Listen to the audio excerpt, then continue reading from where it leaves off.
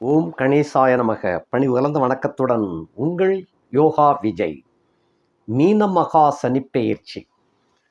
மேசராசியில் பிறந்தவங்களுக்கு இந்த சனிப்பெயர்ச்சியானது விரயச்சனியாக உருமாறுகிறார். இதுவரையிலும் லாப வீட்டிலே இருந்து வந்த அந்த 11ஆம் இடத்து சனி 12ஆம் வீடாகிய விரய வீட்டில் குடிபுக ஆரம்பிக்கிறார். இவருடைய பிரவேசமானது விரயத்தை கொடுப்பார் அப்படின்னு தான் கணக்கு. எப்பயுமே 12ஆம் இடத்துல ஒரு கிரகம் வந்துச்சுன்னு சொன்னால் அது விரய வீடு. விரயத்தில் நிறையா செலவுகளை கொடுக்கும் அப்படின்னு அர்த்தம். இந்த சனி அந்த உங்களுடைய வீட்டுக்கு 12ஆம் வீடு, மேசராசியிலே பிறந்த அன்பர்களுடைய வீட்டுக்கு 12ஆம் வீடு அயன சயன போகபாக்கியம் என்று சொல்லக்கூடிய வீடு. இது உண்ண உடுக்க படுக்க தூங்க பெண்கள் சல்லாபங்கள் அப்படின்னு சொல்லக்கூடியதான் இந்த அர்த்தம். இதெல்லாம் தாண்டி வேற ஏதாவது செலவுகள் ஏற்படுமா அப்படின்னு சொன்னா, நிலபுலன்கள் வாங்கி போடுறது, வீடு கட்டுறது, தங்களுடைய குழந்தைகளுக்கு திருமணம் செய்வது, இல்லை தங்களுக்கே திருமணம் நடைபெறக்கூடியது, இந்த மாதிரியான செலவுகள். அதே போல ஒரு வேலை வாய்ப்பு தேடி போகக்கூடிய இடத்துல இவ்வளவு பணத்தை கட்ட வேண்டியிருக்கும் அப்படின்னு சொன்னால் அதுவும் ஒரு செலவு. இந்த மாதிரியான செலவுகளை கொடுக்கக்கூடியவர் அப்படிங்கிறது வாஸ்தவமே தவிர, வேறு எந்த வகையில் இவர் யோகத்தை கொடுப்பாரா அப்படின்னா அதுக்கும் ஒரு யோகம் இருக்கிறது. இந்த யோகத்தை கொடுக்கக்கூடியதுக்கும் ஒரு யோகம் வேணும் இல்லையா? எப்பயுமே ஒரு கிரகம் யோகத்தை செய்யணும் அப்படின்னா அந்த யோகத்தை செய்வதற்கு ஒரு யோகம் இருந்தால் தான் அந்த யோகம் கிடைக்கும். அப்படிப்பட்ட நிலைப்பாட்டில் தான் அந்த மேசராசி அன்பர்களுக்கு அந்த மீனத்தில் சனி பெயர்ச்சி அடைந்து இருக்கக்கூடிய ஒரு கட்டம். இது எப்போ பெயர்ச்சி ஆகுது அப்படின்னு சொன்னால், விஸ்வாவசு வருஷம் மாசி மாதம் 22ஆம் தேதி, ஆங்கில கணக்கில் 6/3/2026 வெள்ளிக்கிழமை காலை 7:37 அளவில் கும்பராசி ஆகிய அந்த, அதாவது பூரட்டாதி நட்சத்திரம் 3ஆம் பாதமாகிய கும்பராசியில இருந்து பூரட்டாதி நட்சத்திரம் 4ஆம் பாதமாகிய மீனராசிக்குள்ள பிரவேசம் ஆகின்றார். இவருடைய பிரவேசமானது மேசராசிக்காரர்கள் ஆகிய உங்களுக்கு பல திருவிளையாடுகளை விளையாட வைக்கப் போகின்றார். இந்த திருவிளையாடல்கள் என்பது என்ன அப்படின்னு சொன்னால், இப்போ உங்களுடைய ராசி நாயகன் என்பவர் செவ்வாய் என்ற கிரகம், ஒரு தலைவர், உங்களுடைய ராசிக்கு தலைவர். 12ஆம் இடத்துக்கு உரிய கிரகம் அப்படின்னு பார்த்தோம்னா அது குரு பகவான் என்று சொல்லக்கூடிய வியாழனுடைய வீடு. அவர் தனக்காரகன். உங்க வீட்டுக்கு அதிபதி சகோதரக்காரகன் அப்படின்னு சொல்லுவோம். வீர விளையாட்டுகளுக்கு உங்களுடைய நாயகன் தான் பொறுப்பேற்கக்கூடியவர். போட்டி பந்தயங்கள், வீர விளையாட்டுக்கள், வீர சாகசங்களை காட்டக்கூடிய தன்மைகள், இவைகளுக்கெல்லாம் இந்த செவ்வாய் தான் அதிபதி. இந்த செவ்வாய் அதிபதியாக இருந்தாலும் கூட அந்த விளையாட்டிலே வெற்றி பெறச் செய்து ஒரு புகழை உண்டாக்கக்கூடியவர் குரு பகவான் தான். எந்த காரியத்திற்கும் வெற்றியை கொண்டு சேர்க்கணும்னு சொன்னால் அப்போ ஒரு புகழ் வேணும், புகழ் கிடைக்கும். ஒரு ஈகோ பிரச்சனை, இந்த ஈகோ பிரச்சனையில வெற்றியை கொண்டு சேர்த்தாத்தான் அந்த ஈகோ வெற்றி அடையும். அப்படிப்பட்ட வெற்றிக்கு வித்திடக்கூடியவர் குரு பகவான். அப்ப அந்த வெற்றி கிடைக்கும்னு சொன்ன சாதாரண கிடைக்காது இல்லையா? அந்த வெற்றிக்கு பாடுபட வேண்டும், உழைக்க வேண்டும். அல்லும் பகலும் அயராது பிராக்டிஸ் பண்ணி உழைத்தால்தான் அந்த வெற்றியை பெற முடியும். அப்படி உழைப்பதற்கு உண்டான தன்மையை கொடுப்பவர் தான் இந்த சனி. ஆக இந்த 3 பேரும் சம்பந்தப்படுகின்றார்கள். இதுக்கு இடையில இந்த கிரகங்கள், இதெல்லாம் நம்ம இந்த கிரகங்கள் செய்யக்கூடிய லீலைகள்ல அதே தன்மையைத்தான் இன்றைய நிலையில கட்சிக்காரர்களும் நடத்திக்கிட்டு இருக்கிறாங்க, அரசியல் கட்சிக்காரர்கள். ஏன்னா ஒரு உதாரணத்துக்கு சொல்றேன்னா, இந்த கட்சி தலைவரும் அந்த கட்சி தலைவரும் உள்ளுக்குள்ள போன்ல நல்லா பேசிக்கிடுவாங்க, செஞ்சுக்கிடுவாங்க. இவங்க வீட்டு கல்யாணத்துக்கு அவங்க வீட்டு கல்யாணத்துக்கெல்லாம் போவாங்க, வருவாங்க. ஆனா அந்த பார்ட்டின்னு வந்துருச்சுன்னு சொன்னா, வெளியில வந்தாச்சுன்னு சொன்னா ஏய் தையா தக்காங்கிறது, இவங்களும் ஏய் தையா தக்காங்கிறது, அந்த மாதிரி ஒருத்தருக்கு ஒருத்தர் குற்றம் சாட்டிக்கிடுவாங்க. ஆனா உள்ளுக்குள்ள குசலத்தோடு தான் இருப்பாங்க. இதை பார்த்து கொண்டிருக்கக்கூடிய தொண்டர்கள் தான் தையா தக்கா டிங்கு டக்கான்னு ஆடிக்கிட்டு இருக்கணுமே தவிர, அவங்க எப்பயுமே அவங்க பாட்டுக்கு இருக்கிறாங்க. அவங்க எப்பயுமே ஒருத்தருக்கு ஒருத்தர் போட்டின்னு நினைக்கிறதில்ல. 2 பேருமே சம்பாத்தியம் பண்ணத்தான் செய்வாங்க. எல்லா கட்சிக்காரங்களும் சம்பாத்தியம் பண்ணத்தான் செய்வாங்க. அவங்களுக்குள்ள எல்லாம் நலம் விசாரிக்கிறது எல்லாமே இருக்கும். அவங்களுக்குள்ள எப்பயுமே முட்டிக்கிடுறது, மோதிக்கிடுறது கிடையாது. அதே போல தான் இப்ப ஏன் இந்த அரசியலை சொல்றேன்னு சொன்னா, கிரகங்களும் அப்படித்தான். இந்த செவ்வாய், வியாழன், சனி இவங்களும் அப்படித்தான். நம்ம தான் நினைக்கிறோம் செவ்வாயும் சனியும் பகை அப்படின்னு சொல்லி. அதே போல செவ்வாயும் சனியும் பகை, அந்த செவ்வாயும் ராகுவும் பகை, சனியும் ராகுவும் பகை, இப்படி நாம சொல்லிக்கிட்டு இருக்கோமே தவிர, அவங்களுக்குள்ள எப்பயுமே கரெக்டான ரீதியில நீ கரெக்டா சுத்து, நானும் கரெக்டா சுத்துறேன், நம்மளுக்குள்ள எந்த குழப்பமும் வேண்டாம் அப்படின்னு தான் அவங்க சர்வ சுதந்திரமாக சுத்திக்கிட்டு இருக்கிறாங்க. ஆக அவங்களுக்குள்ளே எந்த விதமான போட்டியும், பொறாமைகளும், காழ்ப்புணர்ச்சிகளும் கிடையாது. அவங்க பயணம் எப்போதும் ஓடிக்கிட்டு இருக்கு. நாம தான் தில்லாலங்கடி பண்ணிக்கிட்டு, இந்த கிரகத்துக்கு இப்படி, இந்த கிரகத்துக்கு இப்படி, 2 பேரும் பகை, அதனால உருட்டி அடிச்சுடார் அப்படி, அதெல்லாம் கிடையாது. குருவனுடைய வீட்டுல இந்த சனி ஏறுகின்ற காரணத்தினால பணம் விரயமாகும் அப்படிங்கிற இந்த இடத்தில் நான் கொஞ்சம் என்னுடைய சிந்தனை என்ன அப்படின்னு சொன்னா, குருவினுடைய வீட்டுக்கு போனதுக்கு அப்புறம் தான் வருமானமே கிடைக்கும் உங்களுக்கு. ஏனென்றால் அங்க கடுமையா உழைக்க வைப்பார். உழைக்க வச்சு சம்பாத்தியம் பண்ண வைப்பாரு. அதன் மூலமாக செலவழிக்க வைப்பார். இதுவரைக்கும் அதிர்ஷ்டம் அது இதுன்னு நம்பிக்கிட்டு இருக்கிறவங்களுக்கு இப்போ உண்மையிலேயே உழைக்கணும் என்ற எண்ணத்தை இந்த சனி தான் கொடுப்பார். 12ஆம் இடத்துக்கு வந்த உடனே அது என்ன அப்படின்னு சொன்னா, பாதங்களை குறிக்கக்கூடிய வீடு. பாதங்கள், அதாவது கால தேவனாகிய சூரிய நர நாராயணனுடைய பாதங்களை குறிக்கக்கூடிய இடம்தான் மீனம் என்ற வீடு. இந்த மீனத்துல சனி அந்த பயணிக்கின்ற காலகட்டங்கள்ல மேசராசியிலே உள்ள பிறந்தவர்களை நல்லா உழைக்க வைப்பாரு. உழைப்பதற்கு ஏற்ற ஊதியத்தையும் கிடைக்க வைப்பாரு. ஊதியம் கிடைத்த பின் அந்த சம்பாத்தியத்தில் நல்லா அனுபவிக்க வைப்பார். இதுதான் அவர் செய்ய போறார். இது எல்லாரும் நம்ம எதிர்பார்க்கறதான ஒவ்வொரு மனுஷாலும் இதைத்தான் நம்ம எதிர்பார்க்கிறோம். ஏன் நாங்க நல்லா சம்பாத்தியம் பண்ணணும், நல்லா துட்டுக்கிட்டெல்லாம் சேர்க்கணும், நல்லா என்ஜாய் பண்ணணும் அப்படிங்கிறதான் நம்ம எல்லாருமே இந்த உயிரினங்கள் பூராமே அதை நோக்கித்தானே ஓடிக்கிட்டு இருக்கு. அதைத்தான் அவர் செய்ய போறாரு. அது பின்ன எதுக்கு 7.5 சனி விரையச்சனின்னு நம்ம சொல்லிக்கிட்டு இருப்பாங்க. விரயம் என்பது விரயம் கொடுத்தாத்தான், பைசாவை கொடுத்தாத்தான் பொருளை வாங்க முடியும், அனுபவிக்க முடியும். பைசாவே கொடுக்காம நம்ம மாட்டுக்கு அனுபவிக்கணும்னு நினைக்கக்கூடாது இல்லையா? அதுக்கு பேர் வேற மாதிரி பேராயிரு. அதனால இந்த சனி மீனத்துக்கு வந்ததுனால என்ன செய்ய போறாரு? விரையச்சனின்னு சொல்லக்கூடியவர்களுக்கு எல்லாம் நான் சொல்லக்கூடியது, நன்கு உழைக்க வைப்பாரு, அலைச்சல் திருச்சலை கொடுப்பாரு, அதே சமயத்துல வருமானங்களையும் கொடுப்பார். இது குருவுடைய வீடு. மற்ற ராசிகளுக்கு 12ஆம் இடத்துல சனி ஏறும் பொழுது அப்படிங்கிற கணக்கு வேற, இங்கே நமக்கு கணக்கு வேற. இது பாக்கியாதிபதி ஆகிய குருவினுடைய வீடு, அப்படியும் கணக்கு வைக்கணும். பாக்கியாதிபதி ஆகிய குருவினுடைய வீட்டுல போகும்போதுதான் மேசராசிக்காரங்களுக்கு பாக்கியம் தடைபடும் அப்படின்னு சொல்லணும். 9ஆம் இடத்துல போகும்போது இந்த 9 தாண்டி 10 தாண்டி 11 தாண்டி 12க்கு வராரு. அங்க உடைப்பட்டதை இங்கே ஒருங்கிணைக்க செய்யக்கூடியவர் தான் அது வேலை அவருக்கு. ஆகையினாலே நன்கு பாடுபட வைப்பாரு, நல்லா சம்பாத்தியத்தை நிறைய கொடுப்பாரு. தனக்காரகனுடைய வீட்டுல இருக்கின்ற காரணத்தினால அது விரையாதிபதி அப்படின்னு வீடே அந்த வீட்டுக்கு விரையாதிபதி தான், விரைய ஸ்தானம்னு தான் பேரு. அந்த குரு என்னத்தை விரயம் பண்ண போறாரு? சுப காரியங்கள்ல தான் விரயத்தை கொடுப்பார். அதுல போய் சனி உட்கார்ந்து இருக்கிறாருன்னு சொன்னா சனி பாடுபட வைப்பார். 12ஆம் இடத்துக்கு போயிடுச்சுன்னு சொன்னா அலைச்சல் திருச்சல் பாடுபடுறது எல்லாம் கொடுப்பாரு. அதாவது உடல் நோகாம நுங்கெடுத்து சாப்பிடணும் அப்படின்னு கொடுக்க மாட்டார். நல்லா உழைக்க வைப்பார்.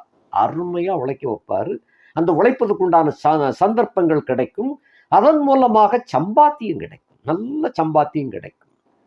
இப்ப உடல் உழைப்புக்கு தகுந்த ஊதியம் கிடைக்காமல் இருக்கக்கூடிய அத்தனை பேருக்குமே மீனச்சனியானது மேசராசியிலே பிறந்த அத்தனை பேருக்குமே வியாபாரமா நல்லா உழைக்க வைப்பாரு. அதன் மூலமாக வியாபாரம் நல்லா நடக்கும். தொழில் அப்படின்னு சொன்னா தொழிலாளர்களை கட்டி காக்கக்கூடிய ஒரு பொறுப்பை கொடுப்பாரு. அந்த தொழிலாளர்களுக்கு என்னென்ன வேணுமோ அதெல்லாம் செலவு பண்ண வச்சு அவர்களுக்கு மேன்மையை கொடுக்க செய்து அந்த தொழிலாளர்கள் மூலமாக உங்களுடைய தொழில் வளரும். அந்த மாதிரி இருக்கும். அப்படிப்பட்ட தன்மையை கொடுப்பாரு. உத்தியோகம் பார்க்கின்றவர்களுக்கு கொஞ்சம் பணி நிறைய கொடுப்பாரு. என்னன்னா இவன் தாண்டா உண்மையா வேலை பார்க்கறான் அப்படின்னு சொல்லி அந்த உண்மையாக வேலை பார்க்குறவங்ககிட்ட உண்மையான ரகசியமான சில சம்மந்தப்பட்ட அந்த ஒரு வியாபார ஸ்தலம்னா அந்த ஸ்தலத்தில் உள்ள சில சீக்ரெட் மேட்டர்களெல்லாம் உங்கள்கிட்ட தான் கொண்டு ஒப்படைப்பாங்க. இதுக்கு சரியான நபர் இவர் தான், நமக்கு ஒரு நம்பிக்கையான ஒரு நபர் அப்படின்னு சொல்லி. அதாவது எதிரி கம்பெனிகள் எதுவும் கொண்டு வந்து கொடுத்தாலும் இவர் வாங்க மாட்டாரு அப்படிங்கிற ஒரு நல்ல நம்பிக்கையை பெற்ற நபர் இந்த மேசராசியில பிறந்தவங்க. எதையும் வெட்டோன்னு துண்டுறன்னு டக்குன்னு பேசி முடிச்சிருவான் நம்ம ஊழியர். அந்த மாதிரி பேர் வாங்கி இருக்கிறீங்க. அதனால உங்ககிட்ட கொண்டு வந்து அந்த சுமையை கொடுப்பாங்க. அதற்கு தகுந்தவாறு உடனே ஊதியம், ஒரு பெருத்த ஊதியத்தை கொடுக்காவிட்டாலும் குறிப்பிட்ட கட்டங்கள்ல சந்தர்ப்பங்களை பார்த்து உங்களுக்கு இன்கிரிமெண்ட்டை கூட்டி கொடுப்பாங்க. அதே போல உங்களுடைய பணிக்கொடை என்பதை கூட்டி கொடுப்பார்கள். சம்பள உயர்வையும் கொண்டு வந்து கொடுப்பார்கள். ஆக இதன் மூலமாக உங்களுடைய வாழ்வு வளம் பெறக்கூடியதாகத்தான் இந்த விரயச்சனி செய்யுமே தவிர பழி வாங்கக்கூடிய சனியாக அவர் வரவில்லை. ஆகையினால இது ஏழரை சனி என்பது போல் இருந்தாலும் கூட உங்களை பொறுத்தமட்டில் நன்கு உழைக்கச் செய்து வருமானத்தை பெருக்கச் செய்யக்கூடியதாகத்தான் அவருடைய கடமையை செய்வார். இனி இந்த ஏழரை சனி என்பது எப்படி எல்லாம்ங்கிறத இன்னும் கொஞ்சம் விவரமாகவே நாம பார்க்கலாம். மேச ராசி நீங்க, உங்களுடைய ராசிக்கு அவர் 12ஆம் இடத்துல வந்திருக்கிறார். ஆதிபத்திய விசேஷம் அப்படின்னு பார்த்தோம்னா 10, 11க்கு உடைய கிரகம். 10ஆம் இடத்துக்கு உரிய கிரகம் 12ஆம் இடத்துல வந்துச்சுன்னு சொன்னால் வெளி தேசவாசங்களுக்கு நீங்க வேலைக்கு போகவோ வியாபாரத்துக்கு போகவோ தொழில் செய்ய போகவோ அவர் அந்த காலகட்டத்தில் தன்மையை அது உண்மையிலே அந்த மாதிரி வெளியே போக வைப்பார்.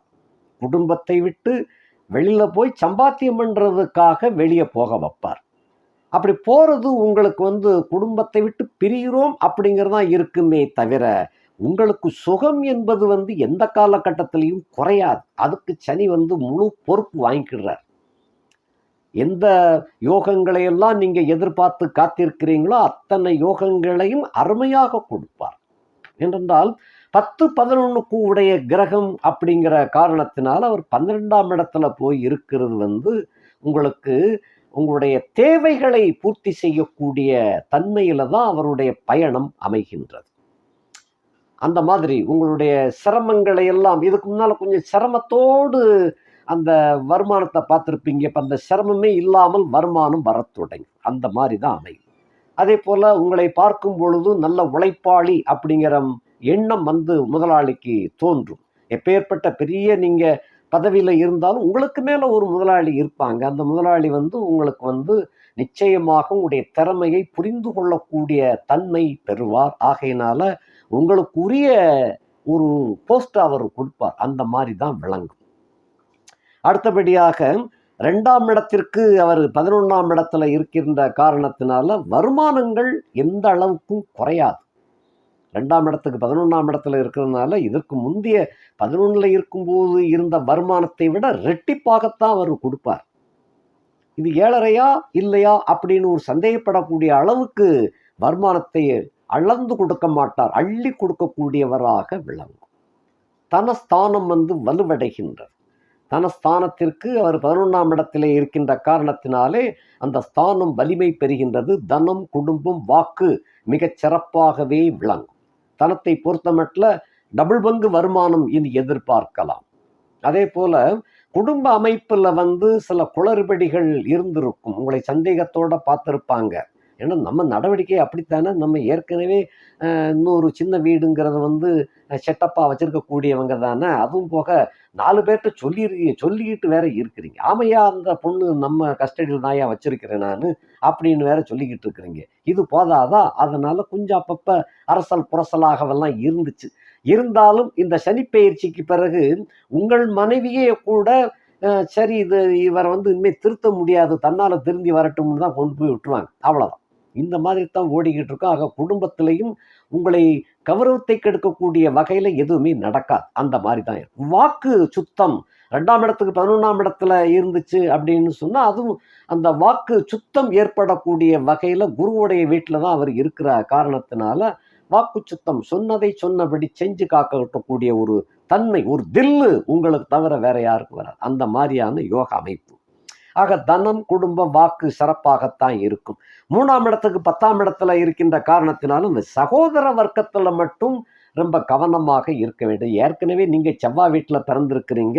அப்ப சகோதரர்கள் எப்பயுமே உங்களுக்கு இனிமையாத்தான் இருப்பாங்க. என்னென்ன 8ஆம் இடத்துக்கும் ஒரே கிரகம் தான், உங்களுக்கும் ஒரே கிரகம் தான், 8ஆம் இடத்துக்கும் ஒரே கிரகம் தான். 8 என்பது எப்பயுமே உங்களை கெடுக்கக்கூடிய தன்மை. அந்த 8 என்பது யாருன்னா அதுக்கும் செவ்வாய் தான் அதிபதி, உங்க வீட்டுக்கும் செவ்வாய் தான் அதிபதி. அப்புறம் யாரு கெடுக்க போறாங்க? உங்களுக்கு நீங்களே கெடுத்துக்கிடுவீங்கன்னு தான் நான் சொல்லணும். உங்களுக்கு நீங்களே கெடுத்துக்கிடுவீங்கன்னா எப்படியா எங்களை நாங்களே கெடுத்துக்கிடுவோம் அப்படின்னா உங்களுடைய இரத்த கலப்பு அதைத்தான் உங்களுக்கு நீங்களே கெடுத்துக்கிறதுன்னு அர்த்தம். உங்களுடைய இரத்த கலப்பு உடைய அத்தனை பேருமே பங்காளிகள்னு பேர். அந்த பங்காளி கூட்டத்துல உள்ளவங்க தான் உங்களுக்கு சிரமத்தை கொடுத்துக்கிட்டு இருப்பாங்க. அதுவும் போக தேவையில்லாம உங்களை ஒரு வாக்கு கொடுங்க அப்படிங்கிற அளவுல தான் வருவாங்க. இந்த மாதிரி செய்கிறோம் அண்ணே, நீங்க இதை எப்படி செஞ்சிடணும் அப்படின்னு சொல்லி பக்குவமா உங்களை வரவழைப்பாங்க. வரவழைச்ச இடத்துல இந்த பொறுப்பை நீங்க ஏத்துக்கிட்டு செஞ்சிடணும் அப்படிங்கும் போது தட்ட முடியாம நீங்க ஏத்துக்கிட வேண்டியிருக்கும். அந்த செலவு உங்களுக்கு தேவையில்லாத செலவு. அவர் செய்கிறது செஞ்சாருன்னா 2 லட்சம் ஆகும். இந்த 2 லட்சத்துக்கு பதிலாக அவர் ஒரு 10,000 ரூபா 5,000 ரூபாயில் அவர் வேலையை முடிச்சுக்கிடுவாரு. இந்த 2 லட்சத்தை உங்க தலையில தூக்கி விட்டுருவார். இதுக்கு ஒரு வாக்கு கொடுக்கணும் இல்லையா? அந்த ஒரு குறிப்பிட்ட ஒரு 4-5 பேரை வச்சுக்கிட்டு ஒரு பெரிய ஆளுகளை வச்சுக்கிட்டு சொல்லும்போது ஆமா அப்படின்றீங்க, அவ்வளோதான் வேலை முடிஞ்சது. சரி அண்ணி பார்த்துக்கிட்டாரு எல்லாத்தையும் போயிடுவாங்க. அப்போ அந்த 2 லட்சம் நீங்க தான் கட்டி முடிக்கணும். இந்த மாதிரியான ஒரு சந்தர்ப்பங்களை கொடுப்பாங்க. இதன் மூலமாக உங்களுக்கு இந்த சகோதர வர்க்கத்தின், அதுவும் குறிப்பாக இளைய சகோதர வர்க்கத்தின் மூலமாக தொழிலில் சில சிரமத்தை சந்திக்க வேண்டியது வரும். அதனால அவங்க விஷயத்துல நீங்க 7.5 சனி தொடங்கி இருக்கு, அதனால அவங்க விஷயத்துல நீங்க மூக்க நுழைக்கிறது தப்பு. இதை மட்டும் கவனமா இருக்கணும். மற்றபடி எல்லாம் சுகபோகத்துல 3ஆம் இடத்துக்கு 10ஆம் இடத்துல சனி வந்திருக்கிறதுனால ஆடல் பாடல், சினிமா, சங்கீதம், நாட்டியம், நாடகம் இவைகள்லாம் ரொம்ப தெளிவா இருப்பீங்க. நீங்க மேசராசியில பிறந்தா இதெல்லாம் பொதுவாக இதை கண்டுக்கிட மாட்டீங்க. ஆனாலும் அது சம்பந்தப்பட்ட துறைகள்ல போய் ஜாலியா இருப்பீங்க. அந்த மாதிரியான ஒரு யோக அமைப்பு. அப்படி யோக அமைப்பு அப்படிங்கிறது ரம்பை, ஊர்வசி, மேனகா இது போல இந்த மாதிரியான யோக அமைப்புகள்ல உங்களுக்கு ஒரு ஹாபிஸ் போல, ஒரு பொழுதுபோக்கு போல போகும். இந்த மாதிரியாக நடக்க ஆரம்பிக்கும். முயற்சிகள், எந்த தொழில் முயற்சி, வியாபார முயற்சி இவைகள் எல்லாம் அந்த முயற்சிகள்லாம் வெற்றியை கொடுத்து சேர்ந்துரும். அதன் மூலமாக தொழில் வியாபாரம் சிறப்பாக இருக்கும். அதே போல அந்த தாம்பத்திய சுகம், அந்த காம சுகத்தை அனுபவிக்கிறதுல உங்களுக்கு கில்லாடி வேற யாரும் கிடையாது. நீங்களே இன்னொரு ஜென்மம் எடுத்து பிறந்து வந்தா கூட இப்படி அனுபவிக்க முடியாது. அந்த மாதிரி சுகப்போக்கத்துல திளைக்கக்கூடிய ஒரு கட்டமாக அது விளங்கும். இந்த 3ஆம் இடத்துக்கு 10ஆம் இடத்துல, 3ஆம் இடத்துக்கு 10ஆம் இடத்துல அந்த கிரகம், சனி என்ற கிரகம் விளையாடுகின்ற காரணத்தினால உங்க விளையாட்டும் கிருஷ்ண பரமாத்மா விளையாட்டு போலதான் விளையாட்டு இருக்கும்.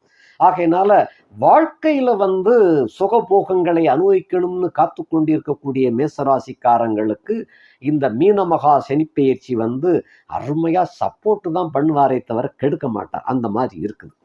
அடுத்தபடியாக 4ஆம் இடத்துக்கு அவர் 9ஆம் இடத்துல இருக்கிறார். தாய் வர்க்கத்துல அந்த தாயாரை பெற்றவர்கள் வயது மூத்த ரொம்ப வயதானவங்க இருந்தாங்கன்னா அது உங்களை விட்டு பிரியக்கூடிய காலங்கள் வந்து விட்டதுன்னு அர்த்தம்.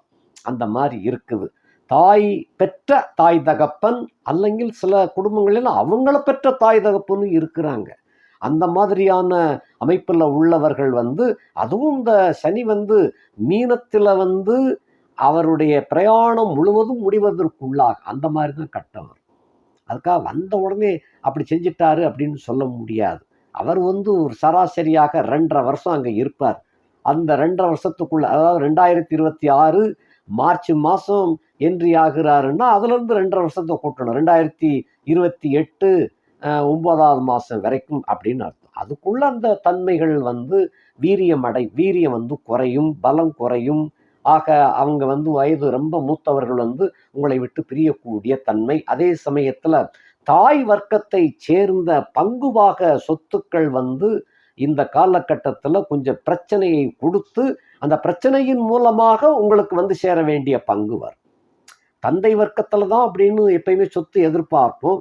தாய் வர்க்கத்திலையும் அங்க அதுக்கப்புறம் ஆண் வாரிசு இல்லை அப்படிங்கிறதுனால அந்த கடைசியில காலத்துல பார்த்துக்கிட்டு நீங்க தான் பார்த்துக்கிட்டீங்கிற கணக்குல அவங்க எழுதி வச்ச ஒரு உயிர் சொத்து கூட உங்களுக்கு தான் வந்து சேரக்கூடியதாக அது அமையும்.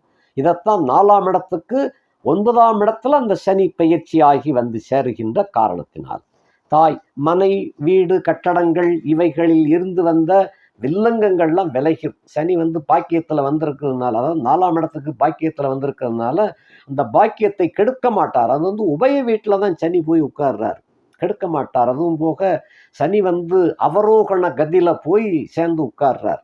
அடுத்த வீட்டுக்கு போனார்னா அவர் பூஜ்ஜியமாயிருந்தார். ஆகையினால மேசராசிக்காரங்களுக்கு ஜென்மச்சனியை பற்றி பிரச்சனையே இல்லை.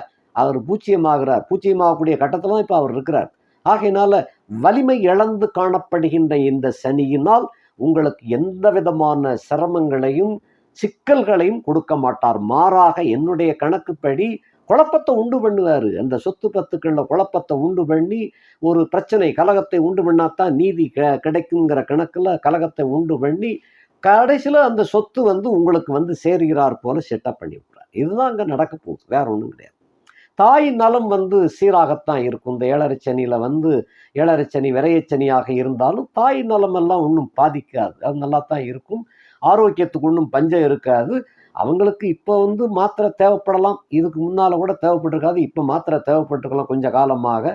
அது வந்து பெருசாக பாதிப்பெல்லாம் கொடுக்கக்கூடிய அளவில் ஒன்றும் கிடையாது.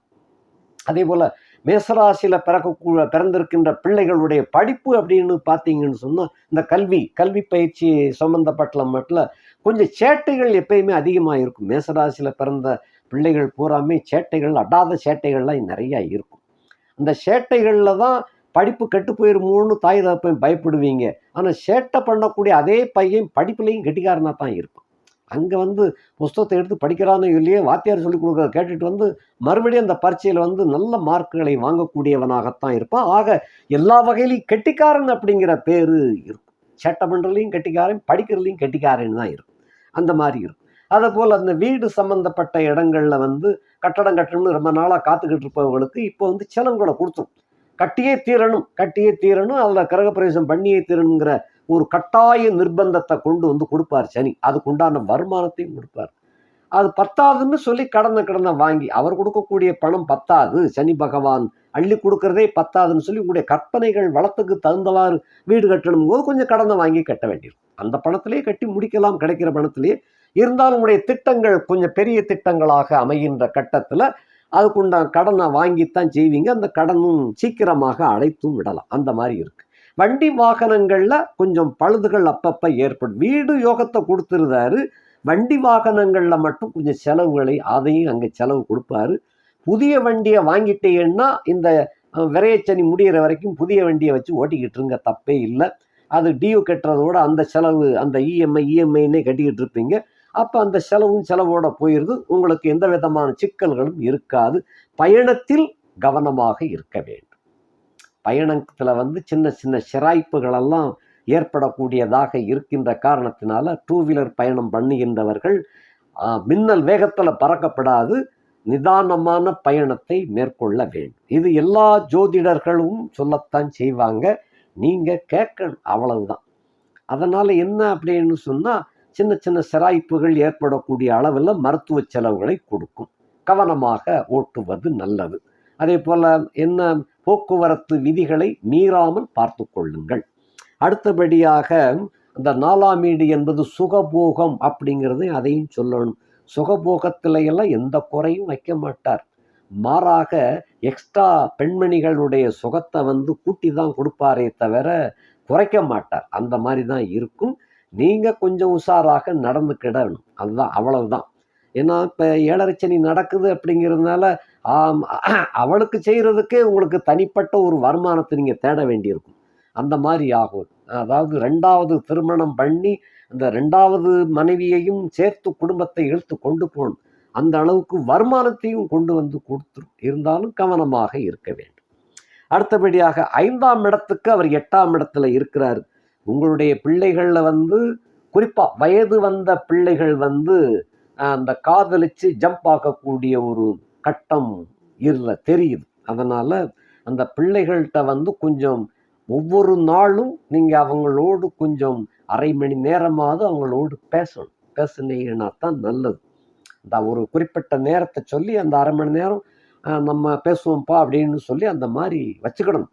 அப்படி வச்சுக்கிட்டேன்னு சொன்னால் சில பிள்ளைகள் வந்து தெரிவிச்சிருவாங்க, இந்த மாதிரி காதலிக்கிறேன், கல்யாணத்தை பண்ணி வைங்கப்பா அப்படின்னு சொல்லுவாங்க. அப்போ நீங்கள் அதை எப்படி செய்யணுமோ அரேஞ்ச் மேரேஜடாக மாற்றி அதை செய்யலாம், நல்ல பேரும் எடுத்துக்கிடலாம். ஆகையினால 5ஆம் இடத்துக்கு 8ஆம் இடத்திலே சனி வருகின்ற காரணத்தினாலும் அந்த 5ஆம் இடத்தோன் அப்படின்னு சொல்லக்கூடிய கிரகமும் வலுவிழக்கின்ற காரணத்தினாலே பிள்ளைகள் உங்களை கேட்காமல் ஜம்ப் ஆகக்கூடிய ஒரு கட்டம் இருக்கின்றது. ஆகையினாலே அதை கவனத்தில் எடுத்துக்கொள்ளுங்கள். இதெல்லாம் தாண்டி பிள்ளைகளுக்கு கொஞ்சம் வைத்திய செலவுகள்ங்கிறதெல்லாம் பெருசாக ஒன்றும் வராது.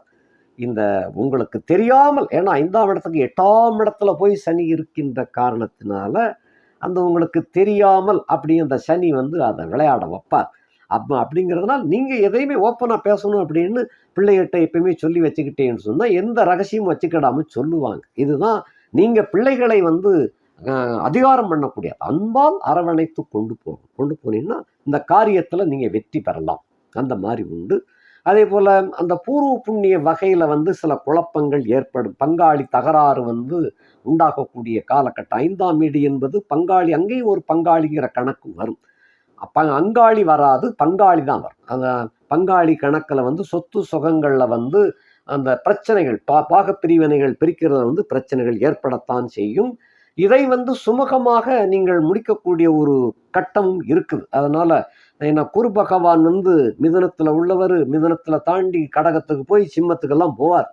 அந்த மாதிரி அவருடைய பிரயாணம் அங்கே வருகின்ற காரணத்தினால உங்களுடைய சமயோஜித புத்தியின் மூலமாக அந்த பங்கீடு பிரச்சனைகளில் வந்து சுமூகமாக கொண்டு போக முடியும்.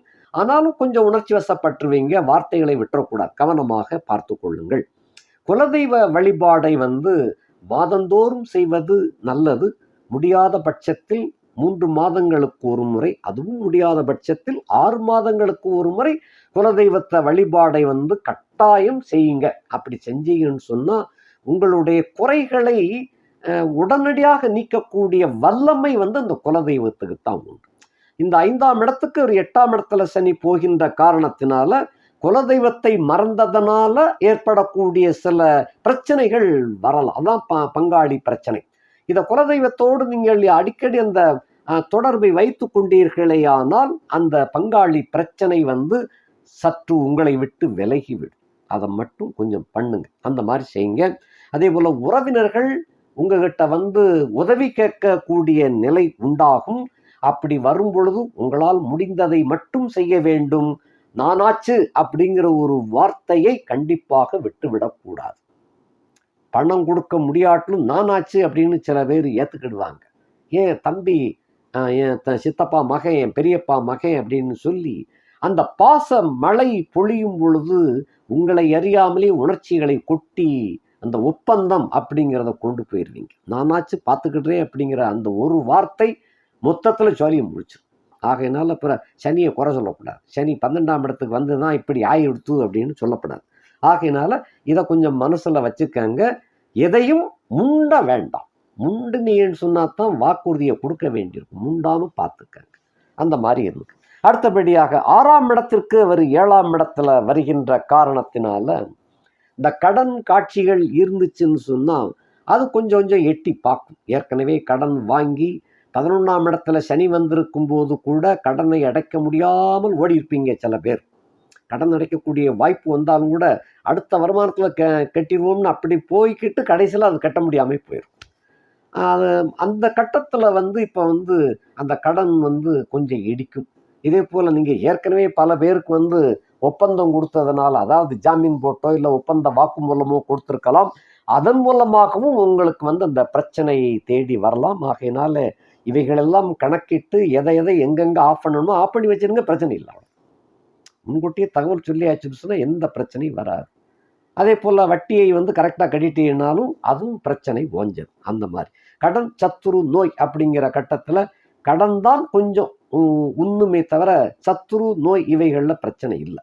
சத்துருக்கள் வந்து உங்களுக்கு கட்டுப்பட்டு தான் இருப்பாங்க. நீங்கள் மேஷங்கிறதுனால பங்காளி தான் உங்களுக்கு பகையாளி. அந்த சத்துருங்கிறதே அவங்க தான், வேற யாரும் கிடையாது. வெளி ஆட்கள், வெளி ஜாதி மதத்தில் வந்து உங்களுக்கு பெரும்பாலும் நண்பர்களாகத்தான் இருப்பாங்களே தவிர பகைவர்கள் இருக்க மாட்டாங்க. இந்த கடன் வாங்கினது கூட உங்கள் பங்காளி சம்மந்தப்பட்டவங்க தலையிடுறதுனால தான் அந்த கடன்காரங்க வந்து கேட்பாங்களே தவிர, மற்றபடி உங்களை வந்து எப்போதும் நம்பக்கூடிய கூட்டமாகத்தான் மற்றவங்க இருப்பாங்க. அதனால் இந்த விஷயத்தில் வந்து கடன் சம்பந்தப்பட்ட விஷயங்களில் வந்து நீங்கள் முன்கூட்டி அதுக்கு தகுந்த நடவடிக்கை எடுத்துக்கொள்வது நல்லது. அடுத்தபடியாக போட்டி பந்தயங்களில் வந்து ரொம்பையும் மிஞ்ச வேண்டாம். ஒரு ஒரு இதில் போய் ஏலம் எடுக்க போகிறீங்க அப்படின்னு சொன்னால் அந்த ஏலத்தை ஏற்றிக்கிட்டே போகக்கூடாது. ஒரு குறிப்பிட்டதோட நீங்கள் நிப்பாட்டிட்டீங்கன்னு சொன்னால் நல்லது. அந்த ஏலத்தை அதிகரிக்கும் போது என்ன ஆகும்னா கிடைச்சிரும், வெற்றியாயிரும். கடைசியில் அந்த பட்ஜெட் வந்து உங்களுக்கு பத்தாது, நஷ்டமாயிரும். அதனால் கிடைக்கிறது இதுதான் அப்படிங்கிற திட்டமிட்டலோடு நீங்கள் போனீங்கன்னு சொன்னால் கிடைக்கவில்லையே, வெற்றி பெற முடியலேன்னு அந்த இடத்துல வருந்த வேண்டாம். ஏன்னா பின்னால் வந்து கஷ்டப்படக்கூடாது. அதனால் அதை விட்டு கொடுக்கக்கூடிய தன்மையோட போயிட்டீங்கன்னா பிரச்சனை இல்லை. போட்டி பந்தயங்கள்ல அந்த மாதிரி பார்த்துக்கங்க. அடுத்து 7ஆம் இடத்துக்கு 6ஆம் இடத்துல அந்த சனி இருக்கின்ற காரணத்தினால் 7ஆம் இடி என்பது நண்பர்கள், மனைவி, கூட்டாளிகள். இந்த வகையில் வந்து அந்த பெண்கள் கூட்டத்தில் வந்து கொஞ்சம் போட்டி ஏற்படும். ஏன்னா 7ஆம் இடத்துக்கு 6ஆம் இடத்துல சனி நல்ல இடம்தான். நல்ல இடமா இருந்தாலும் 2-3 பெண்களுக்குள்ள தொடர்பு உங்களுக்கு ஏற்படுகின்ற காரணத்தினால இது வந்து கொஞ்சம் சின்னு மூட்டி விடக்கூடிய கட்டம். கொஞ்சம் கவனமாக உஷாராக நடந்துக்கிடுறது நல்லது. ஏனென்றால் நீங்கள் ஒருத்திட்ட வாக்கு கொடுத்துக்கிட்டு இருப்பீங்க, அது பக்கத்துலேயே இன்னும் அதே ஹோட்டலில் பக்கத்தில் உட்காந்துருப்பான். நேற்று இவர் நம்மகிட்ட இப்படி சொன்னார், இப்போ அவட்டையும் அப்படி சொல்லிக்கிட்டு இருக்காருன்னு வரும். அதனால் இந்த மாதிரி விஷயங்களில் கவனமாக இருந்து கொள்ளுங்கள். இது வந்து இந்த மாதிரி போட்டி அப்படிங்கிறது அவங்களுக்குள்ள தான் போட்டி வரும். நீ பெருசா நான் பெருசா அப்படிங்கிற போட்டியெல்லாம் வரும். இந்த இடத்தில் நீங்கள் கண்டுக்கணாமல் போயிட்டீங்கன்னா நல்லது. இந்த மாதிரி பார்த்துக்கங்க. மனைவி சம்பந்தப்பட்ட வகையில் வந்து மனைவிக்கு ஏற்படக்கூடிய நோய் நொடிகள் எல்லாம் இந்த விரையச்சனி வந்து சீர் பண்ணுவார். அந்த மனைவிக்கு ஏற்கனவே ஏற்பட்டிருந்த நோய் நொடிகள், மருத்துவ செலவுகள்ல இருந்து விடுதலையாகத்தான் செய்யுமே தவிர மனைவிக்கு வந்து ஆரோக்கிய செலவுக்குன்னு சொல்லி அதெல்லாம் வராது. மனைவி வந்து நல்ல சந்தோஷமாக நீங்கள் வைத்துக் கொள்ளக்கூடிய சந்தர்ப்பங்கள் நிறைய கிடைக்கும். மனைவியினால் உங்களுடைய தொழில், வாணிபம் இவைகள்லாம் சிறப்பாக நடக்கும். மனைவியோடு இணைய இணைய ஒவ்வொரு நாள் மறுநாள் பூரா உங்களுக்கு முன்னேற்றமாக தான் இருக்குமே தவிர பின் தங்காது. அந்த மாதிரியான ஒரு யோக அமைப்பை அந்த சனி பகவான் கொடுக்கின்றார். அதே போல் கூட்டணி வியாபாரம் அப்படின்னு செய்து கொண்டு இருப்பவர்களுக்கு வந்து கொஞ்சம் உஷாராக நடந்து கொள்ள வேண்டும். ஏன்னா கூட்டணிங்கிற கட்டத்தில் வந்து வரும்போது இந்த கட்டத்தில் வந்து உங்களை ஏமாற்ற கொஞ்சம் முயற்சிப்பாங்க. ஏன்னா அவங்களுக்கு தேவை அதிகமாக இருக்கும். அப்படி தேவை அதிகமாக இருக்கும்போது ரூல்ஸ் உங்களுடைய சட்டத்திட்டங்களுக்கு மாறுபட்டு கொஞ்சம் நடக்கக்கூடிய தன்மையில் அவர் இறங்குவார். இதை நீங்கள் ஆரம்பத்திலேயே சரி பண்ணிக்கிறது நல்லது. அதே போல் மனைவியை வந்து உங்களுடைய ஆசா பாசங்களில் வந்து மனைவி வந்து ரொம்ப உங்களை இந்த கட்டத்தில் நேசிப்பாங்க. இந்த நேசிக்கக்கூடிய அந்த மனைவியை விட்டுட்டு வேற அங்கிட்டு போகாமல் மனைவிக்கு முழு சுதந்திரம், முழு சுகத்தையும் கொடுத்தீங்கன்னு சொன்னால் உங்கள் வாழ்க்கை வந்து ரொம்ப முன்னேறக்கூடியதாக அது அமையும். என்னன்னா 7ஆம் இடத்துக்கு அவர் 6ஆம் இடத்துல வந்திருக்கிறாரு. இப்போ பாதுகாப்பே உங்களுடைய மனைவி தான். அந்த மாதிரி நண்பர்கள் கூட்டம், அதே போல் உங்கள் ஜாதி சமுதாயத்தை தவிர மற்ற இனத்தை சேர்ந்த அத்தனை பேருமே உங்களுக்கு எல்லா சப்போர்ட்டும் பண்ணுவதற்கு எப்பயுமே தயாராக இருப்பாங்க. உங்கள் ஏழை இருந்தாலும் சரி இல்லாட்டிலும் சரி உங்களுக்கு எப்பயுமே உதவும், உங்களுக்கு சப்போர்ட் பண்ணவும் தயாராக இருக்கக்கூடிய கூட்டமே இருக்குது. ஆகையினால உங்களை பற்றி எந்த விதமான பிரச்சனையும் இல்லை. உங்களுக்கு எதுவும்னா உடனே வந்து நிற்கக்கூடியவங்க பிற ஜாதி மதத்தவங்க தான். இந்த மாதிரி தான் உங்களோட லைஃபை ஓடிக்கிட்டு இருக்கு. ஆகையினால கூட்டணியில் மட்டும் கொஞ்சம் கவனமாக நடந்து கொள்ளுங்கள். ஆரம்பத்திலே தவறை வந்து சரி பண்ணிக்கிட்டீங்கன்னா நல்லது. இல்லை கொஞ்சம் கொஞ்சமாக விலகிக்கிறது பார்க்கணும். இது நல்லது. அடுத்து 8ஆம் இடத்துக்கு 5ஆம் இடத்துல இருக்கின்ற காரணத்தினால உங்களை பொறுத்த மட்டில் அந்த 8க்கு 5 அப்படிங்கிற காரணத்தினால சில பல தகவல்கள், மறைத்து வைக்கப்பட்ட சில தகவல்களை நீங்களே வெளியே சொல்லிடுவீங்க. இது வந்து சந்தர்ப்பத்தை பார்த்து சொல்லணும். அது சந்தர்ப்பம் தெரியாமல் நீங்கள் வாட்டுக்கு எல்லாத்தையும் உளறிடக்கூடாது. இதுதான் இந்த இடத்துல முக்கியமான கட்டம். உண்மை, ரகசியம் பயப்படாமல் சொல்றீங்க. அதே சமயத்தில் எந்த இடத்தில், எந்த நேரத்தில், எப்படி சொல்ல வேண்டும் அதை மட்டும் கவனமாக வைத்து சொன்னீங்கன்னு சொன்னால் அதன் மூலமாக உங்களுக்கு அது யோகமாக மாறும். தவறுதலாக நீங்கள் சம்மந்தமில்லாத ஒரு நேரத்தில் போய் சொன்னீங்கன்னா தான் சிக்கலாம். இதுதான் முக்கியம். அதே போல் பரம ரகசியங்களை எல்லாம் நல்ல பழகுனவங்ககிட்ட பூரா சொல்லிக்கிட்டு இருக்கக்கூடாது. அது உற்ற தோழன் ஒருத்தன் இருப்பான். எல்லா காலங்களில் உற்ற தோழன் சொல்லி உங்களுக்கு கண்டிப்பாக ஒருத்தர் இருப்பார். அது உங்களுடைய அந்நியராகத்தான் இருப்பார். அந்த நண்பர்கிட்ட வந்து எப்போ வேணாலும் பகிர்ந்து கொள்ளலாம். மற்றவர்களிடம் ஷேர் பண்ணுவது வந்து நேர காலம் பார்த்து தான் பேசணும். பகலில் பக்கம், அதாவது பகலில் பக்கம் பார்த்து பேசு, இரவில் அதுவும் பேசாதே அப்படின்னு இருக்காங்க. அதனால் அந்த இரவு சம்பந்தப்பட்ட விஷயத்தில் மொத்தத்திலே பேசக்கூடாதுங்கிறாங்க. இது உங்களுக்கு தான் அந்த வார்த்தை பொருந்தும். ஆகையினால உங்களுடைய சுகபோகம், இப்போ நீங்கள் வந்து பெண்கள் சம்பந்தப்பட்ட விஷயத்தில் வந்து நல்லா என்ஜாய் பண்ணிட்டு வாரீங்க, ஒருத்தி உங்களை வந்து ரொம்ப வல்கரா காதலிச்சுக்கிட்டு வாரா அப்படின்னு சொன்னால், இதை வந்து நண்பர்கள்ட்ட வந்து நீங்கள் வாட்டுக்கு எந்த நேரத்துலையும் 4-5 நண்பர்கள் இருக்கும்போது சொல்லக்கூடாது. அப்படி சொன்னீங்கன்னா தான் அது சங்கடத்தில் கொண்டு போய் விட்டுரும். அதனால் இந்த இடத்துல வந்து கவனமாக இருக்கணும். ஏன்னா 8ஆம் இடத்துக்கு 5ஆம் இடத்துல தான் ரம்பை, ஊர்வசி, மேனகா யோகமாக சுகபோகத்தில் திளைக்கக்கூடிய ஒரு கட்டத்தை எல்லாம் இது சனி கொண்டு வந்து கொடுப்பார்.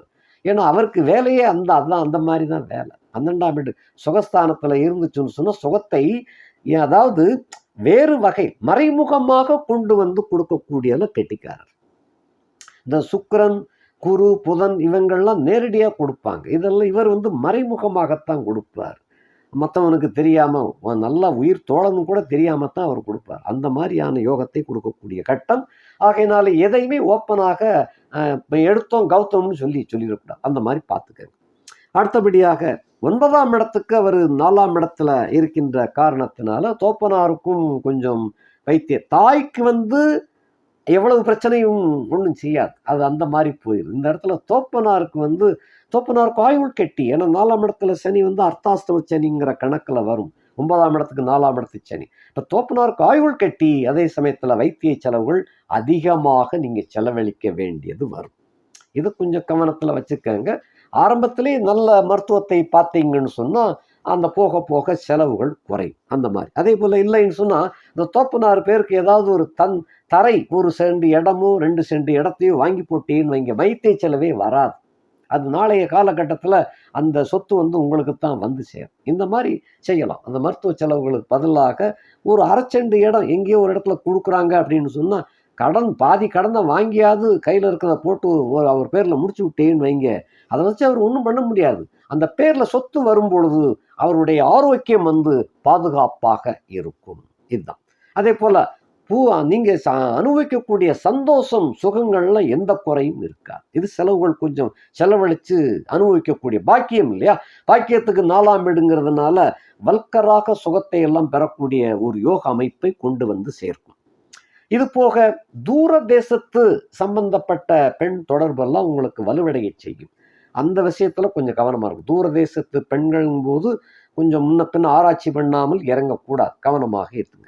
அதுக்கு 10ஆம் இடத்துக்கு 3ஆம் இடத்துல சனி இருந்தால் தொழில் முன்னேறும் அப்படின்னு அர்த்தம். உத்தியோகம் ப்ரமோஷன் கிடைக்கும், தொழில் முன்னேறும், வியாபாரம் சிறப்படையும்னு அதுக்கு அர்த்தம்.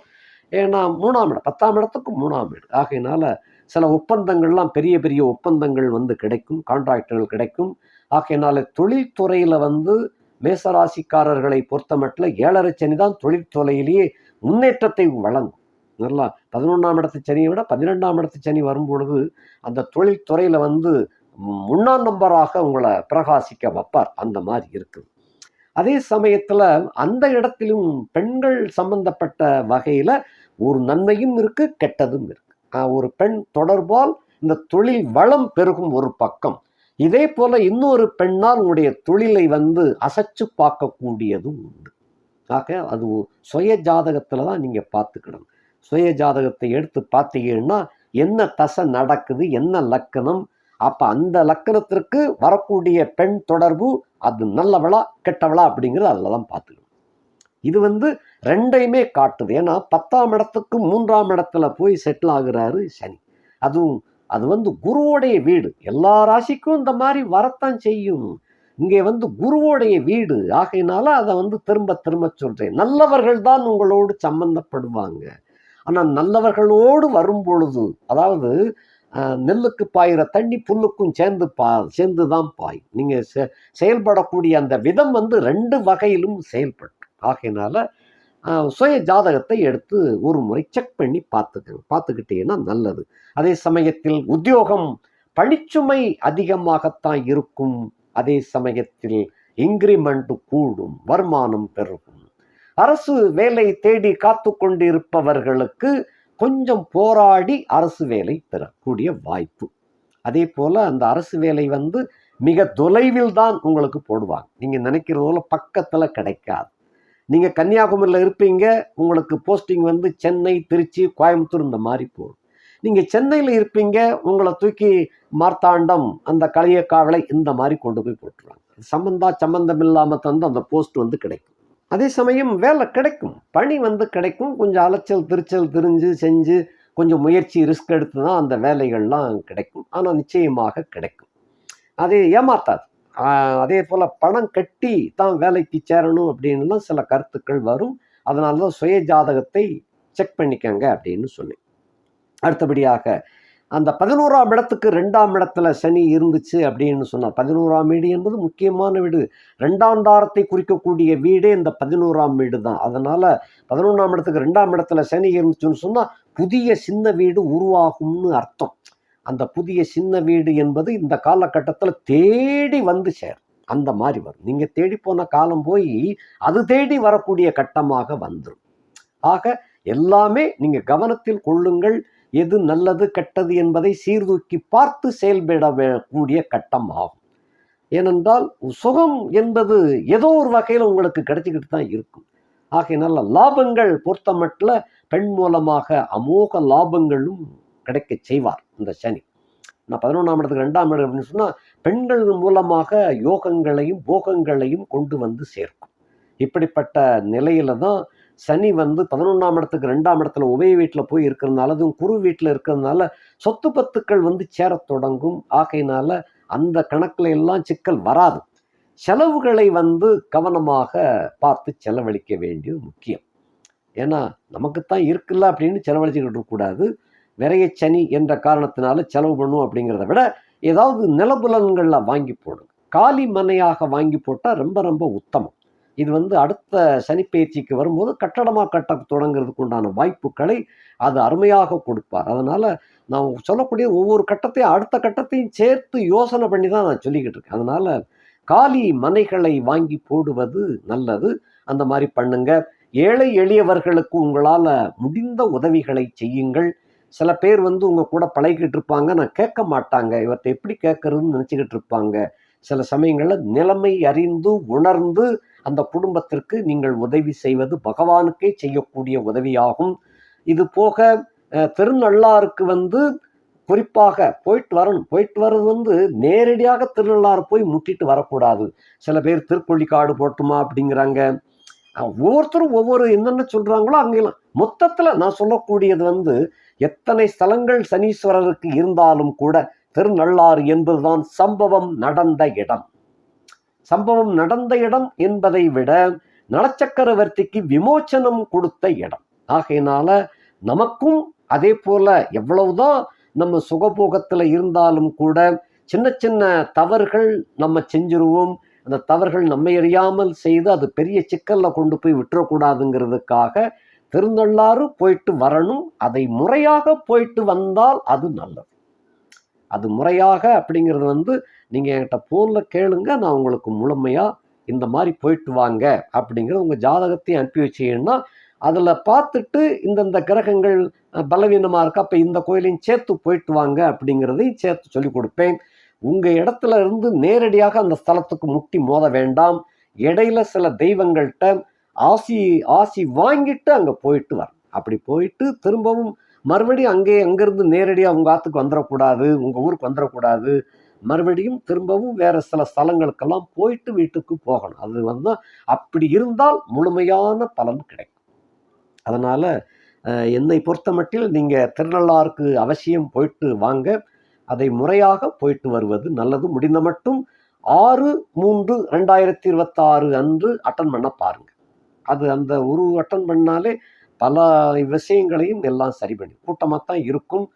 கரெக்டான கொஞ்சம் பொறுமையாக இருந்து நிதானத்தை கடைப்பிடித்து பாதுகாப்போடு போயிட்டு வாங்க. அது நல்லது.